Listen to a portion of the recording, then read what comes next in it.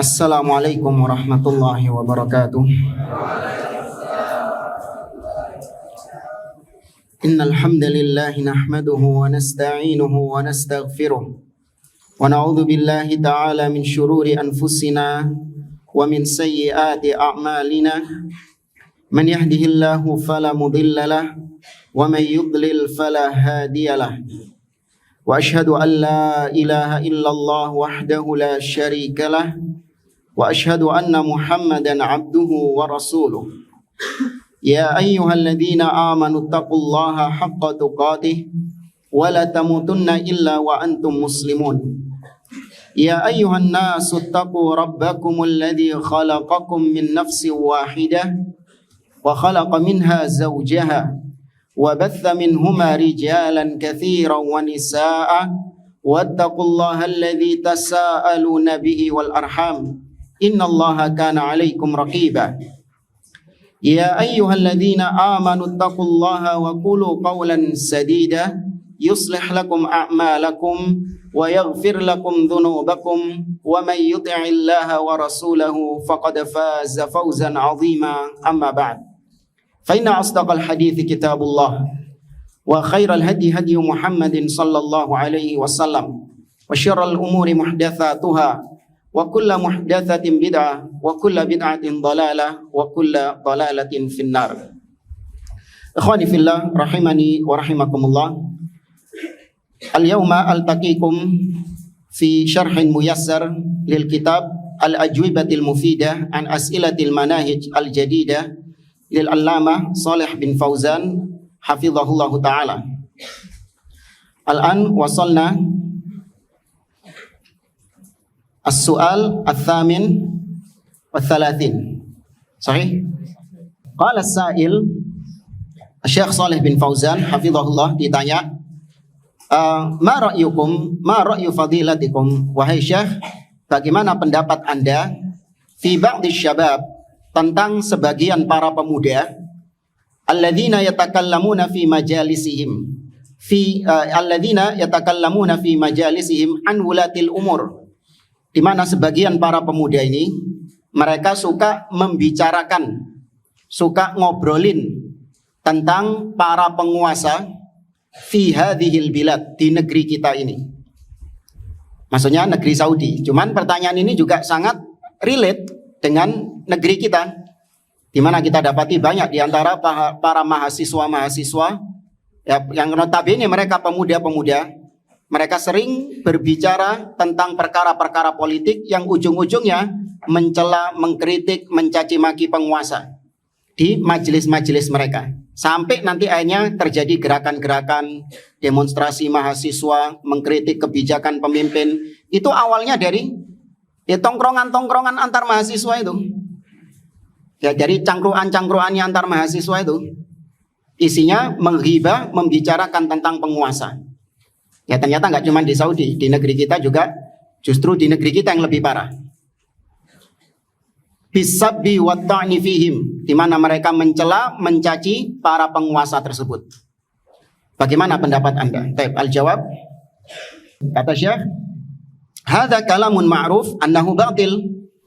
Ya, ucapan demikian, mencaci maki pemimpin, mengkritik pemimpin, menghina pemimpin dengan segala macam bentuknya, itu ma'ruf, sudah diketahui bahwasanya itu adalah batil, karena menyelisihi akidah as-salaf, menyelisihi manhaj ahli sunnah, di mana manhaj ahli sunnah menahan diri, menahan lisan dari mengkritik, mencaci maki penguasa. Kalau ingin memiliki kritikan, nasihat, saran ketika pemimpin mungkin melakukan kekeliruan, salah kebijakannya, atau pemimpin bermaksiat, melakukan perbuatan-perbuatan maksiat, maka apakah tidak boleh dikritik? Boleh dikritik. Ya, boleh dikritik pemimpin, bahkan itu termasuk di antara menunaikan hak pemimpin, yaitu dinasehati. Man yadkur mawaqif ahli sunnah min ulatil umur. Siapa yang bisa menyebutkan sikap ahlus sunnah terhadap pemimpin? Nah, ini sering diulang-ulang oleh Al-Ustaz Abdurrahman Thayyib hafizahullah. Apa sikap ahlus sunnah terhadap pemimpin? Membaiat. Nah, menghormati. Hah? Nah, mentaati, mendengar dan taat kepada pemimpin tersebut. Nah, menunaikan nasihat kepada pemimpin. Yang kelima, diborong semua. Mendoakan kebaikan untuk pemimpin. Yang keenam, tidak mendoakan kejelekan kepada para pemimpin. Tidak mencaci maki atau mencela pemimpin, sebenarnya sama seperti tadi, nggak masalah. Terus yang kedelapan, tidak memberontak kepada penguasa. Menunaikan sebagian ibadah bersama para penguasa, berjihad, berhaji, dan yang lainnya. Yang ke-10, bersabar atas kedzalimannya. Ya, itu sikap Ahlus Sunnah terhadap pemimpin. Nah, di antara sikap Ahlus Sunnah terhadap pemimpin adalah menahan diri, tidak mengkritik, mencaci maki pemimpin, karena itu termasuk bentuk khuruj, termasuk di antara bentuk memberontak kepada pemimpin. Awalnya itu dari mengkritik, nanti ujungnya baru dengan senjata. Ya, awalnya dengan mencaci maki, menghina, mengkritik, namun ujung-ujungnya dengan senjata. Maka ketika pemimpin memiliki kekeliruan, berbuat maksiat, berbuat dolim, sewenang-wenang, pemimpin manusia biasa. Sebagaimana rakyat banyak kedolimannya, demikian juga pemimpin memiliki kedoliman, memiliki kekeliruan. Maka Islam sudah memberikan cara. Nanti disebutkan dari sabda Nabi SAW yang diriwayatkan oleh Imam Ahmad dalam musnadnya, dan juga oleh Al-Imam Ibnu Abi Asim dalam kitabnya As-Sunnah, dari Iyad bin Hun. Nabi SAW mengatakan, man arada ayyan sahalidhi sultanin bi amrin fala yubdi lahu alaniyah. Barang siapa yang ingin memberikan nasihat, yang memberikan saran, masukan, boleh kepada pemimpin, boleh diberikan nasihat. Tapi kata Nabi, jangan ditampakkan secara terang-terangan nasihat tersebut. Walakin liyakhud biyadi, tapi hendaklah dia gandeng tangan pemimpin. Wa yakhluwa bihi, dan berdua-duaan dengan pemimpin. Artinya, an-nasihah takunu sirron. Nasihat tersebut ditunaikan dengan rahasia, sembunyi-sembunyi, empat mata, tidak di depan umum. Fa in qabila minhu fadzak. Kalau nasihat itu diterima, maka itu yang diharapkan. Wa illa kana qad adda alladhi alaihi lahu. Namun kalau tidak diterima, yang memberi nasihat sudah menunaikan tugasnya, yaitu memberi nasihat saja, bukan memaksa, bukan memaksa pemimpin untuk menjalankan nasihat tersebut. Sudah selesai tugasnya. Ya, ini cara Nabi SAW. Maka cara apapun di luar itu harus kita yakini itu cara yang tidak baik. Meskipun peluang mendapatkan hasil lebih besar daripada caranya Nabi SAW. Katakanlah demikian. Karena syubhat dari orang-orang Haroki atau kaum Haroka Ikhwanul Muslimin dan wa'adnabuhum yang mengekor kepada mereka, mereka mengatakan, kita ini kalau di zaman sekarang mengkritik, menasihati pemimpin seperti cara Nabi SAW, itu sia-sia katanya. Percuma. Karena pemimpin tidak akan mendengar nasihat kita. Apalagi cuman seorang diri sembunyi-sembunyi. Ya, dianggap itu perkara yang alah ngapain sih, nggak bakal didengar. Bahkan jangankan diterima nasihatnya, ditemui saja tidak. Ya, itu cara Nabi SAW katanya nggak relevan di zaman sekarang. Maka ada cara yang lebih bisa untuk pemimpin menerima nasihatnya. Peluangnya lebih besar ya untuk pemimpin menerima masukan dari kita. Cara apa yang dimaksud? Dengan demonstrasi. Ya, kita menekan pemimpin, kita paksa pemimpin dengan massa yang banyak. Ya, dengan teriakan-teriakan, dengan mengancam pemimpin tersebut. Ini peluangnya lebih besar pemimpin menerima nasihat. Lebih besar kansnya, peluangnya pemimpin menjalankan kritikan, menerima kritikan kita daripada cara Nabi SAW. Ini karena mereka membangun agama dengan al-ghayatu barrirul wasilah. Ikhwanul Muslimin dan yang semisal dengan mereka, mereka membangun agama dengan konsep tujuan menghalalkan segala cara. Yang penting mendapatkan hasil, tidak melihat prosesnya bagaimana. Proses yang syar'i mereka tinggalkan karena alasan tidak mendapatkan hasil atau peluangnya kecil. Sedangkan proses yang tidak syar'i mereka jalankan dengan anggapan hasilnya lebih besar.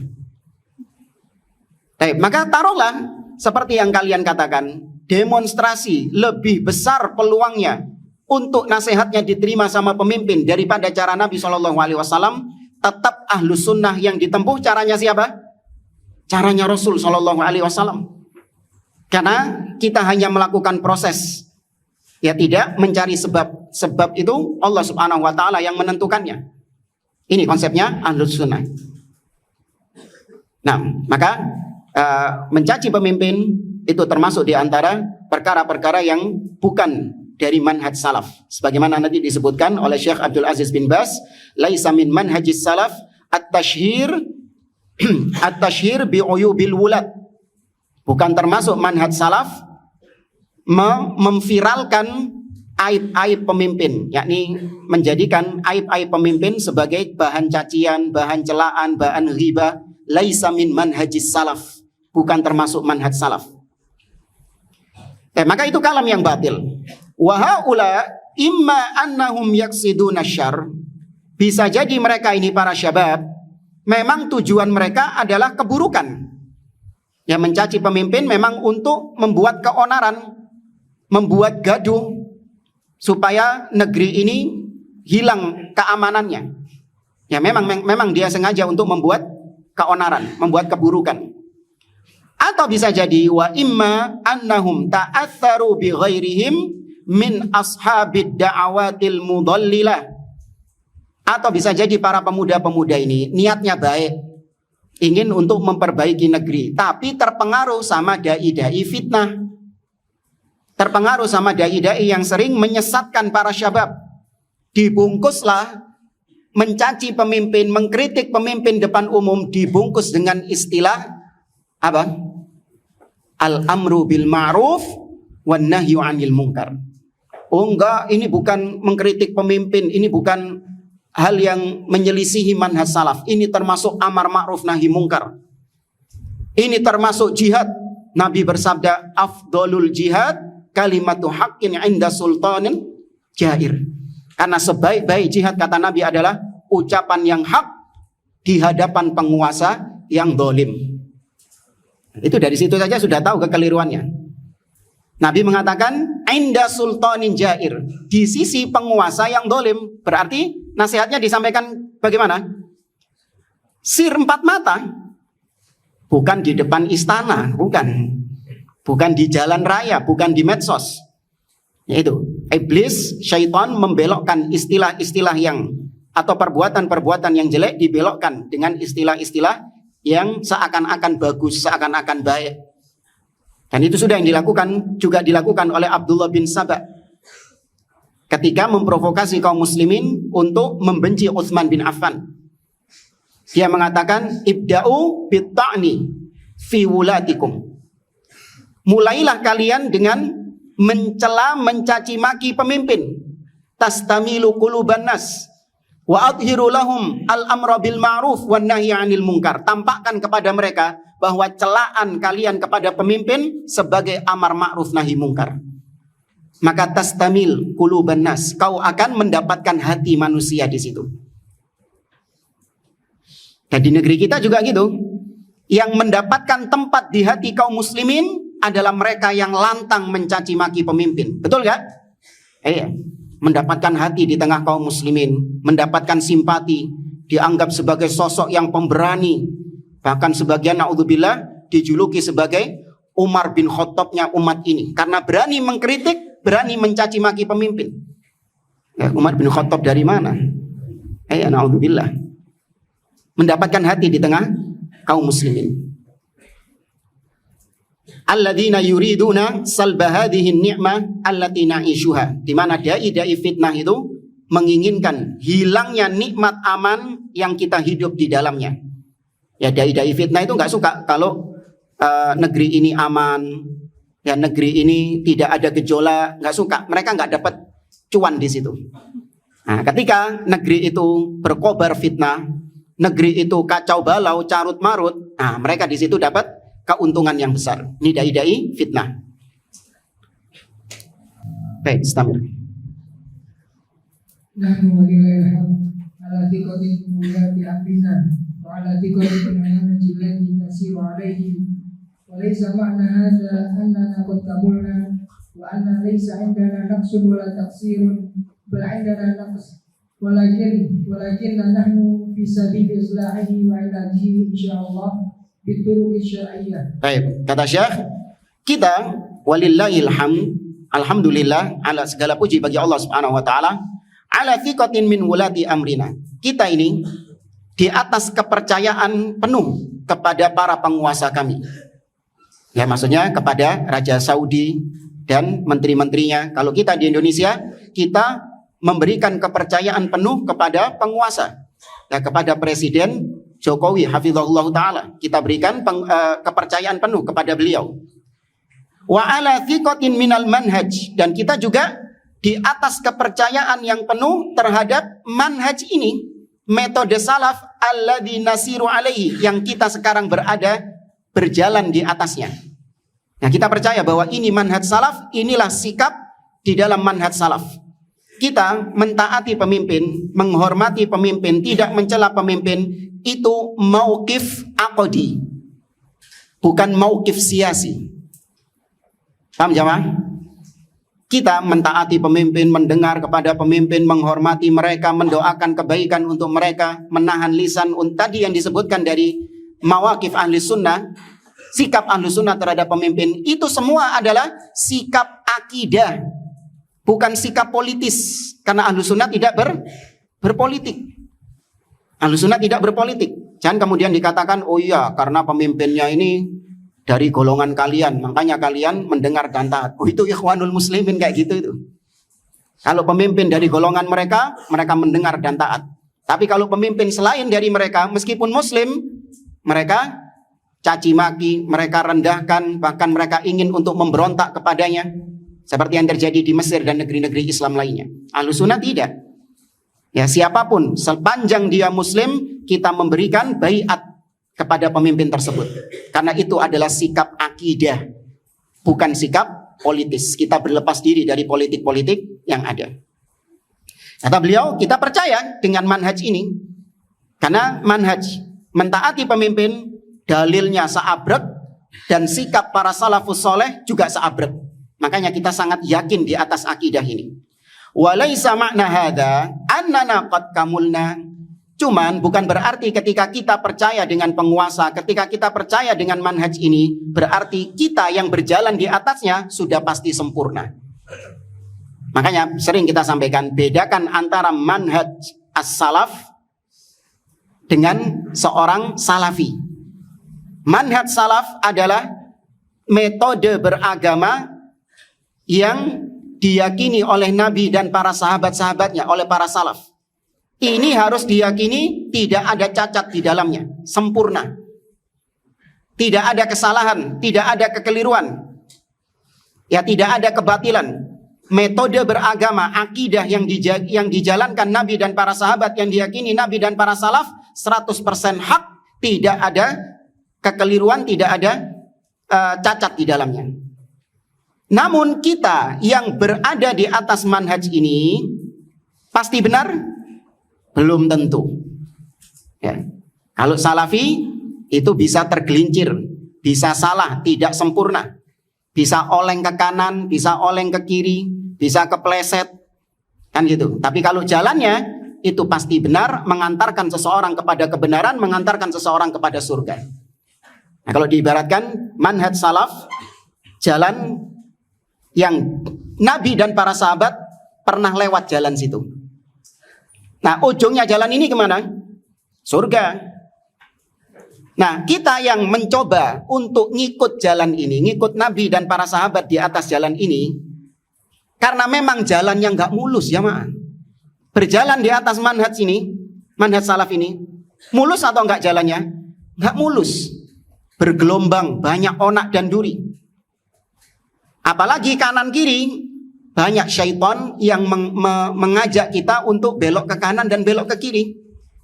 Ya kan, dalam hadis Abdullah bin Mas'ud, Nabi mengatakan, Abdullah bin Mas'ud mengatakan, khattalana Rasulullah sallallahu alaihi wasallam khattan biyadi. Beliau menggambar satu garis lurus dengan tangannya. Kemudian mengatakan, hadza siratullah mustaqiman. Ini jalan Allah, lurus satu. Tsumma khatta khututan an yaminihi wa an shimali. Kemudian Nabi menggambar garis yang banyak ke kanan dan yang ke kiri. Seraya mengatakan, laisa ala kulli sabilin minha illa syaitan yad'u ilaihi. Tidaklah dari jalan-jalan yang banyak ini kecuali ada syaitan, awe-awe setan ini. Ayo Rini, ayo ke sini, lewat sini. Diseru manusia untuk lewat jalan tersebut. Itu maksudnya akidah-akidah yang menyimpang, kebid'ahan-kebid'ahan, penyimpangan-penyimpangan, syahwat-syahwat, diajak ke situ. Kita berjalan di tengah, diajak ke kanan atau diajak ke kiri. Nah, terkadang kita tatkala lemah keimanannya, oleng ke kanan. Kemudian kita bertobat, beristighfar kepada Allah, atau diingatkan oleh saudara kita, balik lagi ke jalan yang lurus. Gitu terus nggak siklusnya? Gitu siklusnya. Makanya manhaj salaf itu pasti benar. Adapun orang yang menempuh manhaj salaf itu bisa oleng ke kanan, bisa oleng ke kiri, bisa apa? Gelundung apa? Bahasa Indonesia cuma jatuh. Bahasa Jawa banyak, gelundung, jelungup, nyosop, geblak. Itu kan jalannya nggak mulus. Manhaj salaf ini nggak mulus jalannya. Makanya kadang jelungup, gelosor, geblak, dan yang semisal dengannya. Maka kita tidak mengatakan bahwa kita itu sempurna. Adapun manhaj salaf yang kita yakini, itu kita percaya pasti hak. Wa an laisa indana naqsun wala taksir. Kita juga tidak mengklaim bahwa kita tidak memiliki kekurangan, tidak memiliki kekurangan sama sekali. Enggak, kita banyak kekurangan. Bal indana naqsun. Ya, kata beliau, kita ada kekurangan di dalam diri kita.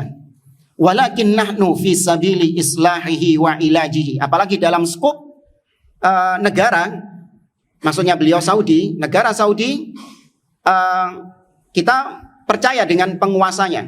Tapi bukan berarti kemudian negaranya tidak ada cacat, tidak ada kekurangan. Ada kekurangan, kata beliau, di negara Saudi. Bagaimanapun juga ada kekurangan, kekeliruan. Namun kita memperbaiki dan mengobati kekurangan, menambal kekurangan tersebut, insya Allah, dengan bituruqis syar'iyah, dengan cara yang syar'i. Ya, diperbaiki oleh para ulama, kekurangan-kekurangan yang ada diperbaiki. Mereka memperbaikinya bagaimana? Dengan cara yang syar'i tadi. Kalau ada kekeliruan dari pemimpin, maka mereka datang kepada pemimpin tersebut, mereka nasihati langsung, atau lewat orang-orang yang memang dekat dengan penguasa, dekat dengan pemimpin, diperbaiki dengan cara yang syar'i. Makanya tidak dikenal para ulama mengerahkan massa untuk menasihati pemimpin, enggak. Kata beliau, di zaman Nabi SAW ada orang-orang yang mencuri. Ya, wujida man yasrik. Bukan kemudian kalau sudah Nabi SAW yang menjadi pemimpin, Abu Bakar yang menjadi pemimpin, Umar yang jadi pemimpin, maka baik semuanya negeri itu. Gak ada kemaksiatan, gak ada kesyirikan, gak ada kebid'ahan, tidak. Tetap ada kekurangan-kekurangan di situ. Ada yang mencuri, kata beliau, wa wujida man yazni. Ada yang berzina juga, sampai dirajam oleh Nabi SAW seperti sahabat Ma'iz. Wa wujida man yashrabul khamr. Ada juga yang minum khamr. Wa kana Nabi SAW yuqimu alaihimul hudud. Namun Nabi memperbaiki dan menegakkan hudud, hukuman kepada mereka. Sebagai bentuk merealisasikan hukum dari Allah Subhanahu wa taala yang Allah tetapkan bagi para pelaku-pelaku dosa tersebut sebagai kafaroh, penggugur dosa atas pelakunya. Kata beliau, kita alhamdulillah menegakkan hukuman had. Pezina yang sudah menikah dirajam, yang belum dicambuk pembunuh dikisos, pencuri dipotong tangannya dan yang lainnya. Tapi kata beliau, ala man tabayyana wa thabata alaihi ma yujabul had. Orang yang dihukum had itu adalah seseorang yang memang telah jelas kekeliruannya, telah jelas kesalahannya, dan menyebabkan dia memang harus dihukum had karena terbukti dan sudah dihadirkan ke persidangan dan yang lainnya dari perkara-perkara yang akhirnya sampai memutuskan dia ini dihukum had. Maka dari sini nggak boleh main hakim sendiri seperti yang ada di negeri kita. Nangkep maling, kemudian nggak pakai diadili, nggak pakai ditanya, nggak pakai dibawa ke penguasa, langsung dipukuli, naudzubillah, sampai babak belur. Ya, ini bukan cara yang syar'i. Tetapi sudah itu kebiasaan orang-orang, Ustaz. Enggak, segemes-gemesnya antum sama maling tersebut, tetap itu bukan hak antum untuk memberikan hukuman kepada pelaku kriminal tersebut. Ini yang ternyata maling motor ini. Ini sudah berapa kali maling motor akhirnya ketahuan sekarang. Kan warga pada gemes semua kan? Digebui. Antum juga gemes juga sama dia. Ikut gebui enggak? Nggak boleh. Itu bukan hak antum, bukan wewenang antum. Tapi gemes Ustaz. Iya, gemes tahan. Tetap ada di jalur syar'i. Allah mengatakan wala yajrimannakum syana'anu qaumin ala alla ta'dilu i'dilu huwa aqrabu littaqwa. Janganlah kebencianmu terhadap suatu kaum. Antum benci enggak sama maling tadi? Benci, gemes, gregetan. Tapi jangan kemudian kebencianmu itu membuat engkau tidak berlaku adil kepada dia. Bagaimana berlaku adil? Tidak berlaku adil, yaitu kau bertindak seolah-olah kau adalah penguasa yang memberikan hukuman kepada dia. Itu bukan wewenangmu. Yang serahkan kepada pihak yang berwajib. Ya kan, baru kemudian diproses. Kalau penguasa yang gepui, boleh nggak? Boleh. Ya, cuman jangan belani gepui maling, antum jadi penguasa. Enggak. Ya, serahkan kepada penguasa. Biar diproses sama mereka. Nggak perlu antum ikut-ikutan mukuli dan yang lainnya. Apalagi terkadang nggak terbukti. Ada nggak kejadian kayak gitu? Ada, sampai mati jamaah. Diteriaki sama orang maling, orang-orang langsung dikepui sampai babak belur mati. Ternyata terbukti bahwa bukan dia pelakunya. Ya apa kalau sudah kayak gitu? Jatuhnya al-qatl, membunuh itu. Nah, maka kata beliau, wa nuqimul qisas fil qatla, dan kita juga menegakkan hukuman qisas bagi pembunuh. Hadza walillahil hamd khairun. Ini ya alhamdulillah adalah kebaikan. Di footnote dikatakan wa hadza malmusun fi biladina. Ini adalah perkara yang sangat gamblang, sangat nyata, nampak jelas di negeri kita. Ya mutamatsilan fi mahakimina. Terang benderang di mahkamah, dipraktekkan di mahkamah-mahkamah pengadilan kita. Wala yungkiruhu illa man a'mallahu basiratahu, dan tidak ada yang mengingkari hal ini kecuali yang Allah butakan matanya. Aw rajulun fi qalbihi maradun wa hawa, atas orang yang memiliki penyakit di dalam hatinya. Nas'alullaha al-afiyah. Yaitu maksudnya orang-orang ikhwanul muslimin yang luar biasa kebencian mereka terhadap negara tauhid, negara Saudi. Ya, kita harus proporsional. Sering disampaikan bahwa negara Saudi adalah negara satu-satunya di atas muka bumi ini yang masih berdiri tegak di atas tauhid, di atas manhaj salaf. Dengan berbagai macam kekurangan-kekurangan yang ada, ya kita tidak menutup mata. Tapi at least minimal tidak ada negara seperti Saudi di atas muka bumi ini yang begitu tegak di atas tauhid, memerangi kesyirikan. Tidak ada kuburan-kuburan dikeramatkan di sana jemaah. Tidak ada dukun-dukun yang diangkat ratingnya, nggak ada. Tidak ada dai-dai fitnah, dai-dai ahli bid'ah yang dibiarkan leluasa menyebarkan syubhat. Kecuali kalau memang sudah diketahui. Kecuali kalau tidak diketahui. Ya, dengan segala kekurangan, ya terjadi kemaksiatan di sini, terjadi kemaksiatan di sana, ya diperbaiki oleh para ulama. Ya, itu tugas para ulama untuk memperbaiki, memberikan nasihat masukan kepada penguasa. Ya. Namun orang-orang ikhwanul muslimin menutup mata dari kebaikan Saudi yang tidak dimiliki sama negara lain. Fokus sama keburukan-keburukan yang ada. Ya, kita mendengar seorang dai fitnah di negeri kita yang dikenal dengan dai akhir zaman. Ya, mengatakan bahwasanya Saudi, Alu Saud, raja-raja Saudi itu adalah keturunannya Yahudi katanya. Alhamdulillah. Sampai di antara mereka juga mengatakan nggak cocok disebut Saudi Arabia. Cocoknya disebut Yahudi Arabia katanya. Nah, ini memang sesuatu yang bukan hal yang baru. Kalau Ikhwanul Muslimin kebenciannya luar biasa terhadap negara tauhid Saudi. Beda dengan Ahlus Sunnah proporsional. Ya, tidak semua, betul, tidak semua yang di Saudi itu benar, semuanya kita benarkan semuanya. Enggak, ada kekeliruan, ada kesalahan. Tapi jangan tutup mata dengan kebaikan-kebaikannya, dengan tauhidnya, yang tidak ada satupun negara sekarang ini yang kokoh di atas tauhid seperti Saudi. Apa? Iran. Kumane pusat kesyirikan itu. Pusat kekufuran itu. Nah, kata beliau, walillahil ham khairun. Walau kana hunaka naqs, meskipun di sana ada kekurangan, an-naqsu la budda minhu. Kekurangan memang harus ada. Enggak mungkin sempurna. Li'annahu min tabi'atil bashar, karena itu termasuk di antara tabiat manusia. Narjullah, kita berharap kepada Allah an yusliha ahwalina, agar Allah senantiasa memperbaiki kondisi kita, wa yu'inana ala anfusina, dan menolong kita atas diri-diri kita, wa yusaddida khutana, dan menguatkan langkah kita, wa an yukammila naqsana bi'afwihi, dan menyempurnakan kekurangan kita dengan segala atau dengan ampunan darinya. Ya, kekurangan semoga diampuni sama Allah Subhanahu wa taala. Kata beliau, adapun kalau kita menjadikan al-atharat waz-zallat, ketergelinciran, kekeliruan, kesalahan para penguasa, kita jadikan sebagai celah, senjata untuk al-kalamu fihim, untuk menghibah mereka, membicarakannya, atau tabghidihim ila ra'iyah, atau untuk menanamkan kebencian kepada rakyat. Ya, ada pemimpin salah, tergelincir, betul, itu kekeliruan, kesalahan. Tapi jangan dijadikan senjata untuk memupuk kebencian rakyat terhadap pemimpin. Nah, setiap khutbah temanya itu terus.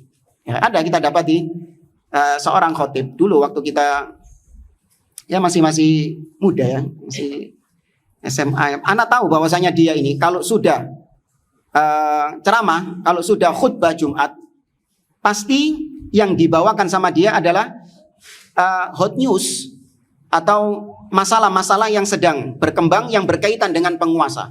Entah BBM naik, atau penguasa punya kebijakan ini, itu mesti temanya tentang hal tersebut. Ya, temanya tidak lepas dari itu. Ketergelinciran pemimpin, entah pemimpin mungkin melakukan perbuatan ini, dijadikan bahan sama dia untuk kajian, untuk ceramah. Itu memang bahan kajiannya orang-orang harokiin, ikhwaniin, memang carinya gitu. Ya, nyari ketergelinciran pemimpin, dijadikan bahan ceramah. Ya, terkadang dengan dusta, ya dengan cara-cara yang dusta. Contoh misalnya pemimpin keliru ketika melaksanakan sholat misalnya. Padahal sholat bukan kekeliruan padahal. Orang melaksanakan sholat kekeliruan bukan? Bahkan itu sebaik-baik amalan. Cuman karena memang pemimpin, ya wajar kalau misalnya banyak wartawan di sekelilingnya. Ya enggak? Banyak wartawan-wartawan yang mengabadikan momen ketika pemimpin menjadi imam sholat. Nah, kemudian hal itu, peristiwa itu dijadikan senjata oleh dai-dai fitnah untuk memupuk kebencian rakyat kepada pemimpin. Apa tagline-nya mereka? Pencitraan. Paham ya? Itu pencitraan. Sholat kok banyak kameranya. Ya, tahu dari mana kalau itu pencitraan? Apakah sudah membelah hatinya? Sudah tahu dalam isi hatinya apa? Padahal ini sholat. Anda bayangkan, sholat sebaik-baik amalan yang dikerjakan oleh seorang hamba tetap dicaci maki sama mereka. Ya, apalagi yang bukan ibadah, apalagi yang maksiat. Makanya ada kitab yang bagus tentang bagaimana sikap rakyat kepada pemimpin apabila pemimpin melakukan perkara-perkara yang maksiat. Bagaimana sikap rakyat kalau mendapati pemimpinnya berbuat yang makruh? Bagaimana sikap rakyat kalau pemimpinnya berbuat yang mubah, berbuat yang sunnah, berbuat yang wajib? Apa sikap rakyat? Itu dikumpulkan sikap-sikap tersebut oleh Syekh Dr. Ibrahim Ar-Ruhaili hafizahullah dalam kitab Al-Ihkam fi Sabri Ahwalil Hukam. Ya, kalau mau tahu lebih ada ya, kecil kok ya kitabnya. Itu dibaca supaya seorang ahlu sunnah punya sikap, tidak sebagaimana orang-orang hizbiyah, harokiyah yang suka mengambil apapun yang dilakukan oleh pemimpin digiring rakyat untuk membenci pemimpin tersebut. Fahadihi laisa tariqatas salaf ahli sunnah wal jamaah. Maka ini bukan termasuk jalannya para salaf ahlu sunnah wal jamaah. Tapi ini nanti ada footnote ucapan beberapa masyayikh tentang hal tersebut. Nah, nanti kita ambil sebagian saja. Ahlu sunnah itu semangat untuk mentaati para penguasa kaum muslimin dan semangat untuk memupuk cinta atau memupuk rasa cinta rakyat kepada pemimpin. Jadi ahlu sunnah itu mengajak rakyat untuk mencintai pemimpin. Kalau dai-dai fitnah justru memupuk kebencian rakyat kepada pemimpin. Ini bedanya. Kemudian ahlu sunnah semangat untuk mempersatukan kalimat kaum muslimin di bawah kepemimpinan penguasa. Ya, bersatu di bawah penguasa. Hadza huwal matlub. Ini yang dituntut. Maka membicarakan pemimpin itu termasuk ghibah, termasuk namimah, adu domba. Ya, jangan dianggap kemudian membicarakan tentang aib-aib pemimpin meskipun itu cuma di kalangan internal. Bahkan kita mendapati ada seorang dai, seorang ustadz yang dia ini ya notabene termasuk menisbatkan kepada manhaj salaf. Kalau katanya, kalau masalah kajian, dia tampil di depan umum, dia sampaikan tentang poin-poin sikap ahlus sunnah terhadap pemimpin, yaitu tidak menghibahnya. Tapi ternyata kalau lagi offline, ya kan, kalau lagi offline, lagi ngobrol sama teman-teman sendiri atau sama ikhwan-ikhwan yang lain, yang dibicarakan adalah pemimpin juga. Ketika ditegur, dinasihati, kok membicarakan pemimpin? Bukankah nggak boleh? Oh enggak, ini cuman internal saja. Dipodoai. Emang membicarakan pemimpin itu yang nggak boleh adalah ketika dipublish. Gitu nggak jamaah? Apa dikhususkan larangan membicarakan pemimpin itu hanya ketika dipublikasi? Kalau internal saja boleh? Hah? Sama saja. Sama saja. Maka jangan membedakan ya. Karena ada sebagian orang membedakan yang nggak boleh itu kalau dipublikasi, itu yang nggak boleh membicarakan pemimpin. Tapi kalau ya antara teman sendiri, antara ikhwan sendiri, offline, nggak direkam, nah itu apa-apa, enggak, tetap sama saja. Tidak dibedakan, tidak diperkecualikan. Itu termasuk ghibah, termasuk namimah. Wa huma min asyaddil muharramat ba'da syirk. Dan ghibah, namimah itu termasuk diantara perkara haram yang dahsyat, yang paling dahsyatnya setelah kesyirikan. La siyama idza kanatil ghibatu lil ulama wa li wulatil umur fahiya asyad. Apalagi ghibahnya kepada para ulama atau kepada para penguasa. Menghibahin orang muslim biasa yang bukan penguasa, yang bukan ulama, itu sudah haram. Ya. Mad dalil ala tahrimil ghibah. Mad dalil ala tahrimil ghibah. Man yadhkur la ahad fi suratil hujurat. Naam. Allah Azza wa Jalla mengatakan wala yaqtab ba'dukum ba'dha ayuhibbu ahadukum ayyakula lahma akhihi maitan fakarihtumu.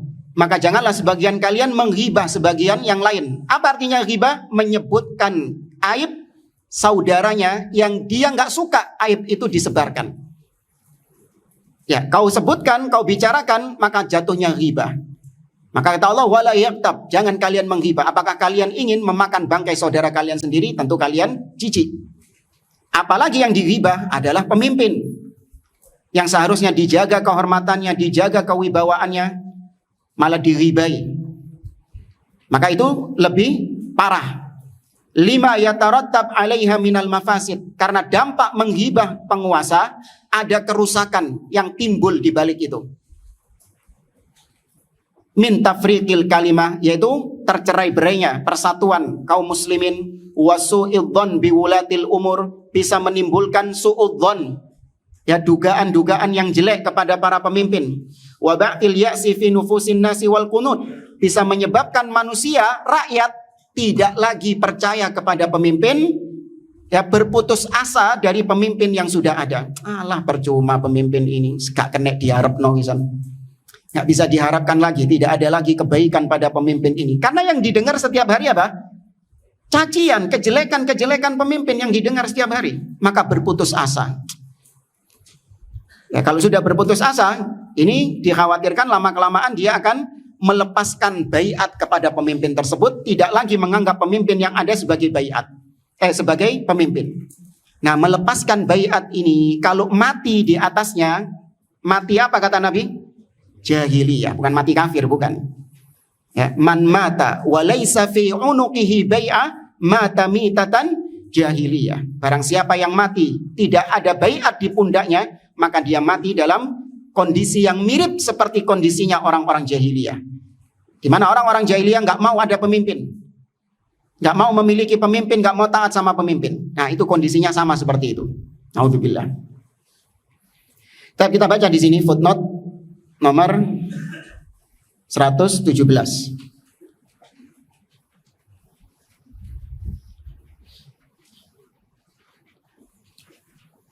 Di sini kita ringkas, dibawakan pertanyaan kepada Samahatul Syekh Abdul Aziz bin Baz rahimahullahu taala. Qala as-sa'il, hal min manhajis salaf naqdul wulati min fawqil manabir? Apakah termasuk manhaj salaf mengkritik para penguasa di atas mimbar? Wa ma manhajus salafi fi nushil wulad? Dan bagaimana sih manhaj salaf dalam menasehati pemimpin? Fa'ajaba, maka Syekh Abdul Aziz bin Baz menjawab, tadi kita singgung, laisa min manhajis salaf at-tashhiru bi'uyubil wulati. Bukan termasuk manhaj salaf alias manhajnya Abdullah bin Saba. Ya, bukan termasuk manhaj salaf memviralkan aib-aib penguasa dan menyebutkannya di atas mimbar-mimbar. Li'anna dzalika yufdi ilal khawdi fil ladzi yadurru wa la yanfa'. Karena menyebutkan aib-aib penguasa, memviralkan aib-aib penguasa, itu akan mengantarkan kepada keburukan-keburukan, mengantarkan kepada kekacauan yang tidak mendatangkan manfaat, justru mendatangkan madarat. Walakin at-tariqatul muttaba'ah indas salaf.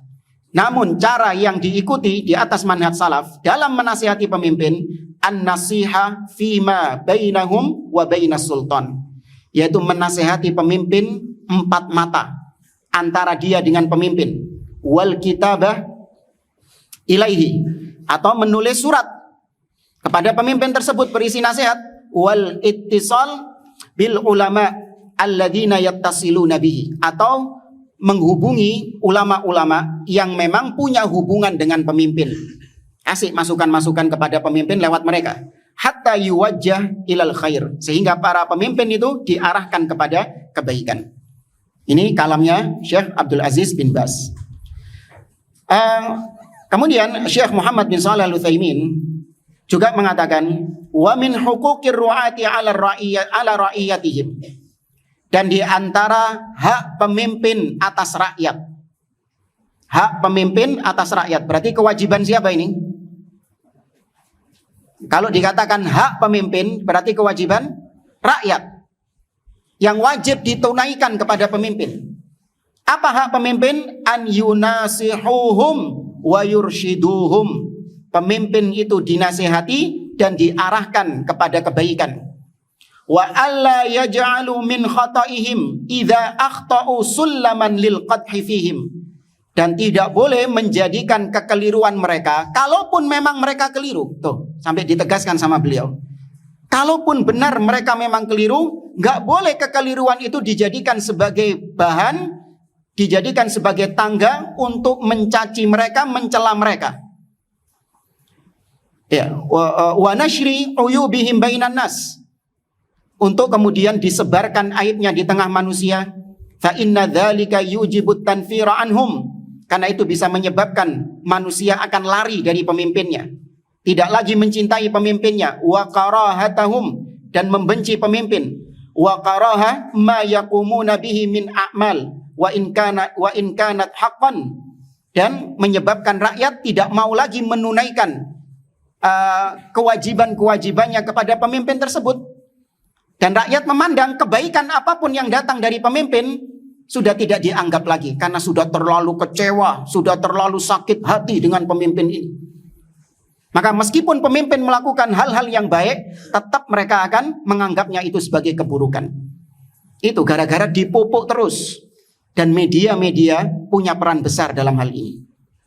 Koran-koran, ya kan, kemudian televisi-televisi, atau siaran-siaran di YouTube dan yang lainnya, itu perannya sangat besar untuk memupuk kebencian rakyat kepada pemimpin. Hanya Ahlus Sunnah jangan menyibukkan diri dengan hal-hal tersebut. Baca koran, ya kan? Ada disediakan koran di sini. Hati-hati. Soalnya ada dulu yang pernah menyarankan ma'had itu disediakan koran. Jadi santri itu tiap hari sarapan koran istilahnya itu, supaya tahu melek politik. Bagaimana kondisi politik, naudzubillah. Menyibukkan diri dengan ilmu masih jauh, kok malah menyibukkan diri dengan politik. Apalagi koran-koran, media-media isinya adalah memupuk kebencian rakyat kepada pemimpinnya. Ya, karena itu memang termasuk diantara propaganda orang-orang kafir dalam rangka ingin untuk menghancurkan negeri. Suatu negeri ketika ingin dihancurkan, maka cara yang paling ampuh adalah bagaimana membenturkan rakyat dengan penguasanya. Itu porak-poranda sudah negeri itu, kalau berhasil di sisi itu. Makanya Ahlus Sunnah ini adalah pilar yang menjaga negeri ini dari hal tersebut. Ya, ditanamkan kecintaan rakyat kepada pemimpin, ya, sekali lagi untuk menjaga stabilitas keamanan negeri tersebut.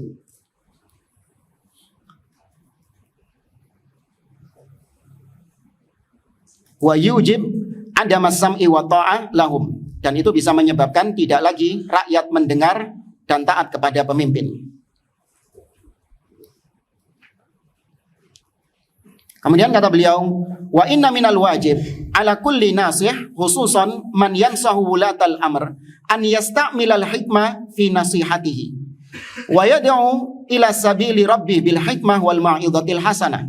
Dan yang wajib bagi yang mau menasihati pemimpin, maka hendaklah dia menggunakan cara-cara yang bijak dalam menasihati. Ya, jangankan pemimpin yang muslim, menasihati pemimpin yang kafir seperti Fir'aun, Allah mengatakan idhaba ila Fir'aun innahu tagha faqula lahu qawlan layyina la'allahu yatadzakkaru aw yakhsha. Wahai Musa dan Harun, pergilah kepada Fir'aun dan ucapkan kepadanya ucapan-ucapan yang lemah lembut. Padahal Fir'aun luar biasa gemesnya ini, kekafirannya luar biasa. Antum kalau jadi Musa sama Harun, bisa enggak lemah lembut sama Fir'aun? Ngelihat Fir'aun kufurnya kayak gitu, kudu apa? Gregetan sudah luar biasa itu. Cuman tetap Nabi Musa dan Harun diperintahkan lemah lembut kepada Fir'aun.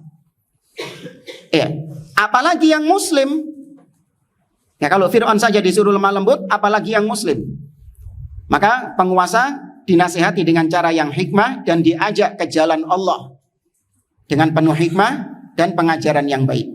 Wa haula'il ulama al-ajilla yastamiduna kalamahum min hadi Rasul sallallahu alaihi wasallam. Itulah para ulama.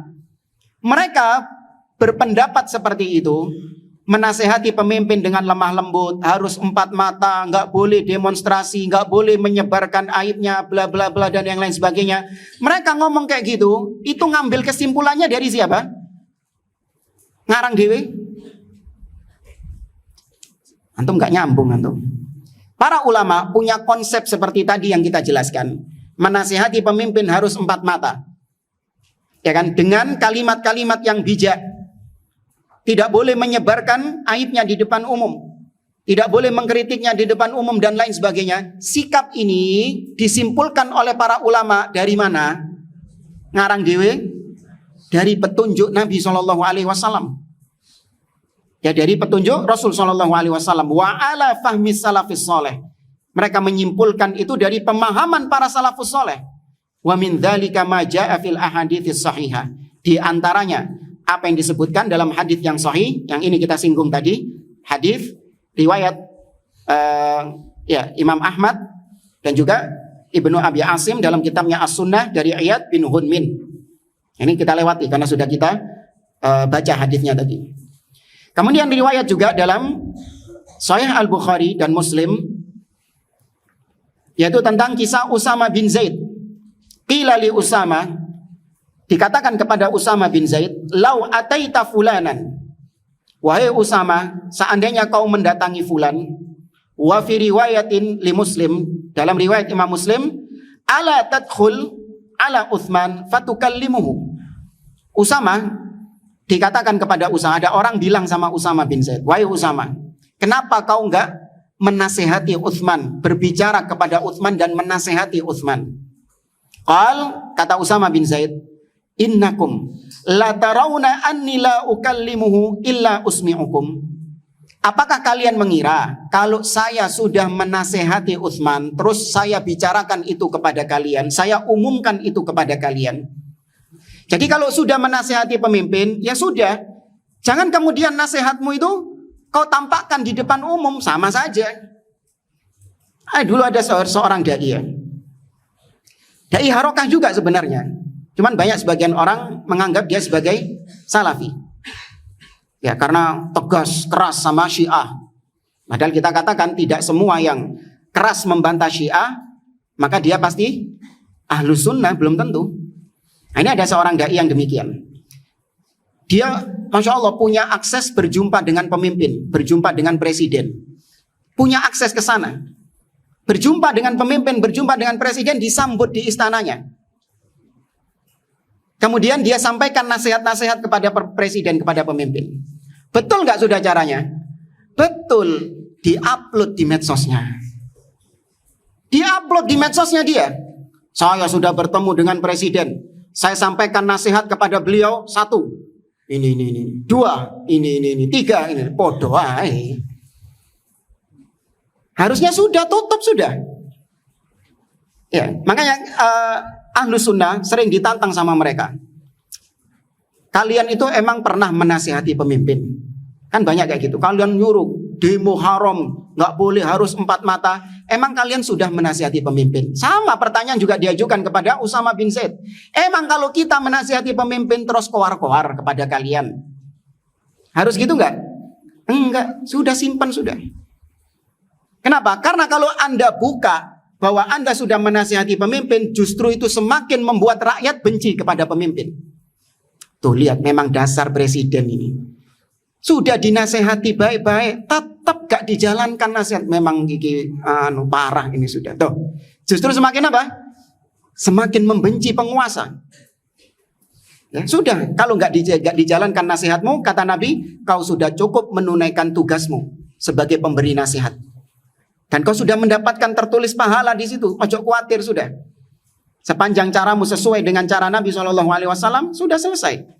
Tapi ya gitulah, kadang sebagian orang pingin show off, pingin tampil bahwa saya sudah menunaikan tugas kepada pemimpin, bla bla bla bla, ingin supaya jasanya itu dilihat sama orang. Ini ada unsur riya di situ. Nauzubillah. Dan maka kata Usama bin Zaid, apakah ketika aku menasihati pemimpin, aku bicarakan kepada kalian, inni ukallimuhu fisir, kata Usama. Sesungguhnya aku sudah berbicara kepada Utsman rahasia. Gak disebutkan poin-poinnya apa. Tapi dia hanya mengatakan, Usama hanya mengatakan, aku wis ketemu Utsman, aku sudah berbicara kepada Utsman. Apa pembicaraannya? Ini kata beliau, wallahi laqad kallamtuhu fima baini wa bainahu. Duna an aftaha baban la akunu awwala man fatahahu. Aku sudah berbicara 4 mata antara aku dengan Utsman, dan aku tidak ingin membuka pintu yang aku menjadi orang pertama kali membuka pintu tersebut. Yaitu maksudnya pintu fitnah. Ya. Berarti Usama bin Zaid, fikihnya Usama bin Zaid menganggap bahwa ketika nasihatmu itu kau tampakkan kepada orang lain, nasihatmu kepada pemimpin kau viralkan, maka itu akan membuka pintu pintu fitnah di situ. Maka Usama nggak mau menjadi orang yang membuka pintu fitnah. Dirahasiakan sama Usama bin Zaid. Ini fikihnya para sahabat. Kemudian juga Imam Ahmad. Ya, di bawah itu dikatakan aqulu wa hadza imam ahli sunnah. Al-Imam Ahmad bin Hanbal rahimahullah yudrabu bis-siyat. Imam Ahmad luar biasa. Ya, dikriminalisasi. Ini namanya kriminalisasi ulama. Beliau dicambuk, ya, kemudian kata beliau wa yushab, diseret-seret. Wa yusjan, di penjara beliau. Ini namanya benar-benar the real kriminalisasi ulama. Adapun orang-orang sekarang yang kemarin keluar-keluar kriminalisasi ulama, ada tokohnya di penjara, ada tokohnya ditangkap dan yang lainnya. Kemudian pengikutnya, fansnya mengatakan kriminalisasi ulama. Enggak, itu ulamaisasi kriminal. Tahu bedanya antum? Kalau Imam Ahmad ulama tapi diperlakukan seperti kriminal. Itu Imam Ahmad. Beliau ulama tapi diperlakukan seperti kriminal, dipenjara, disiksa, dicambuk, diseret-seret, seolah-olah beliau ini kriminal. Bukan, beliau ulama. Nah, orang-orang sekarang memang kriminal tapi diperlakukan ulama. Ya, memang kriminal itu, bukan ulama. Ya, bajunya baju ulama. Ya, tapi kelakuannya kelakuan kriminal itu. Ya, ulamaisasi kriminal. Beliau Imam Ahmad dipenjara, disiksa ala mas'alati khalqil Quran. Gara-gara masalah Al-Quran makhluk yang dipaksakan oleh Khalifah Al-Ma'mun, Al-Wathiq, Al-Mu'tasim, dipaksakan 3 kekhalifahan. Ya, Imam Ahmad bin Hanbal. Wa ma'a hadza, meskipun mendapatkan perlakuan demikian, lam najid lahu wala hatta atharun dhaif. Tidak didapati riwayat dari Imam Ahmad, bahkan sekalipun riwayat yang lemah sekalipun. Yahutsu fihi 'alal khuruj 'alal hakimil fasik adh-dhalim. Tidak didapati Imam Ahmad menyeru rakyat, mengajak rakyat untuk memberontak kepada Khalifah Al-Ma'mun, kepada pemimpin yang fasik, yang zalim. Ya, padahal fitnah khalqil Quran, mengatakan Al-Quran makhluk, itu apa? Kekufuran, kebid'ahan, atau kemaksiatan? Kekufuran. Ya, kekufuran. Tapi Imam Ahmad tidak menyeru rakyat kaum muslimin untuk memberontak kepada pemimpin. Balil atharu anhu bil amri bis sabr. Bahkan riwayat-riwayat yang ada tentang Imam Ahmad, beliau memerintahkan untuk bersabar. Ya, alaikum bil inkari fi qulubikum. Kalian ingkari penguasa dengan hati kalian. Ya, wala tasyuku asal muslimin, dan jangan kalian memecah belah persatuan kaum muslimin. Wala tanzi'u yadan min ta'ah, dan jangan kalian lepaskan ketaatan kepada pemimpin. Dalam riwayat yang lain beliau mengatakan as-sabru ala ma nahnu fihi khairun minal fitnah. Bersabar dengan kondisi kita sekarang dengan pemimpin ini, kita sabar, itu lebih baik daripada kalian memberontak terjadi fitnah, darah tertumpah, ya kan, hancur negeri itu. Mending bersabar, kata Imam Ahmad. Beliau memerintahkan untuk bersabar. Waluzumi ta'ah wal jamaah, dan memerintahkan untuk taat kepada pemimpin dan tetap di atas persatuan. Riwayat-riwayat seperti ini mustafidah wa kathiratun jiddan, sangat banyak sekali bertebaran. Wa kana yaqul, bahkan Imam Ahmad sempat-sempatnya mengatakan ya Amirul Mukminin ketika berdebat dengan Ahmad bin Abi Duat. Ini penasehat, istilahnya setannya penguasa ketika itu, Ahmad bin Abi Duat. Ketika Imam Ahmad didatangkan, maka Imam Ahmad masih sempat-sempatnya memanggil penguasa dengan ya Amirul Mukminin, wahai pemimpinnya kaum mukminin.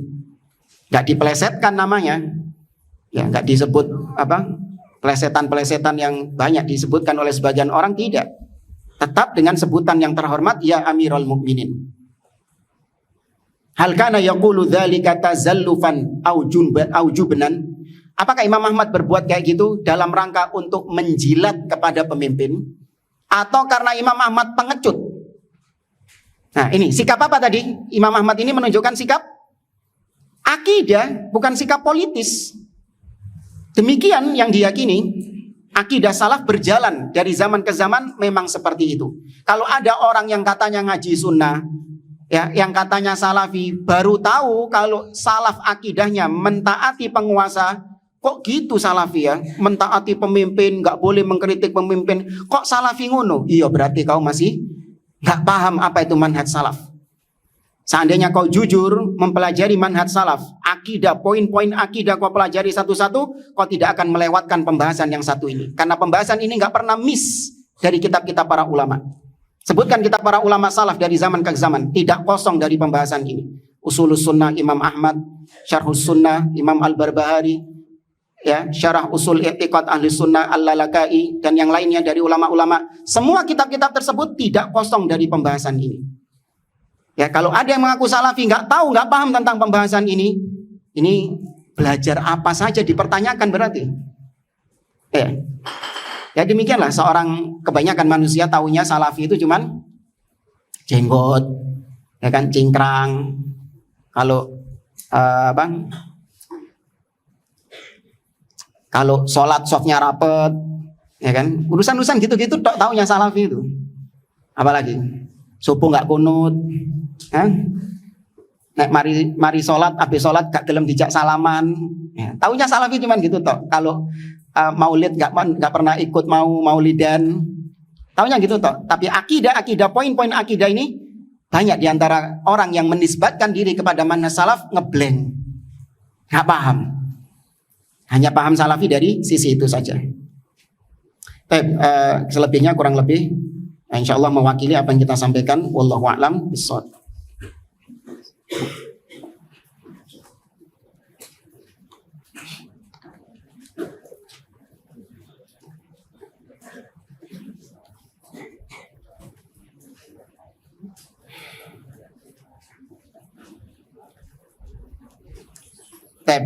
Ada pertanyaan, bagaimana menjawab syubhat ahlul bid'ah yang mengatakan mengedepankan beramal daripada berilmu dengan membawa dalil wattaqullah wa yu'allimukumullah.